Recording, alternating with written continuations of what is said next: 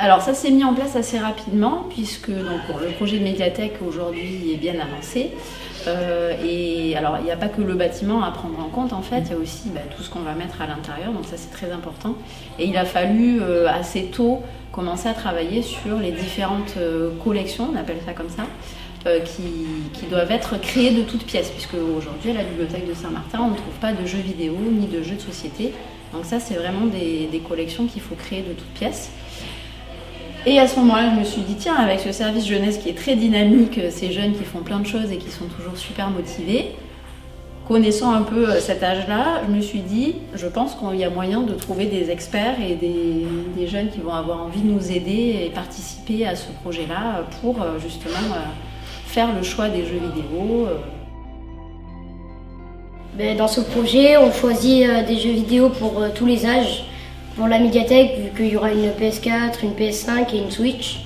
On s'était occupé de choisir des jeux vidéo, oui, pour tous les âges, pour la médiathèque, qui va être construite. Ce qui me plaît dans ce projet, c'est que par exemple, on peut donner nos opinions, on peut donner nos choix sur les différents jeux aussi qu'on choisit. Du coup, on peut partager nos préférences. Là, on était vraiment sur le choix des jeux pour effectivement établir un budget et que Marie puisse avancer et puis monter au minimum les achats, etc., cadrer ce côté-là. Mais après, ils veulent intervenir sur la déco, ils veulent intervenir sur intervenir sur plein de choix et être participatifs en fait à la vie de la médiathèque et à la vie de la collectivité de manière globale, quoi.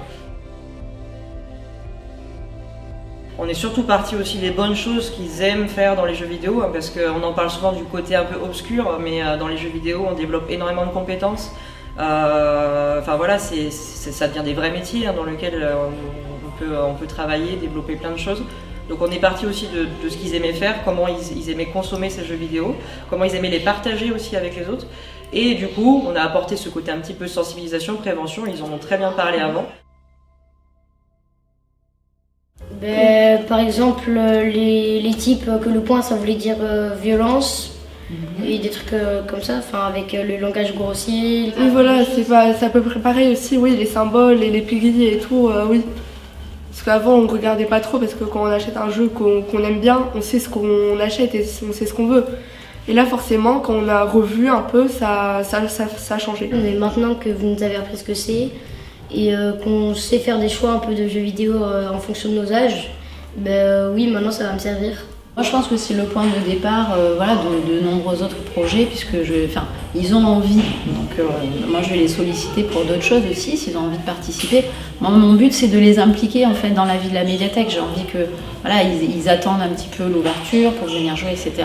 Ils savent déjà ce qu'ils vont trouver plus ou moins en matière de jeu, etc. Donc c'est une façon de les impliquer dès le départ pour leur donner envie de venir et de participer à la vie de la médiathèque et découvrir tous les autres outils, puisque je sais aussi qu'ils sont intéressés par les jeux de société, par les mangas, par les BD. Je pense que c'est que le point de départ en fait, tout un tas de nouveaux projets. Venez tous à la médiathèque de Saint-Martin-de-Seignan. Oui, ce sera un bon projet et ça vaudra le coup de venir.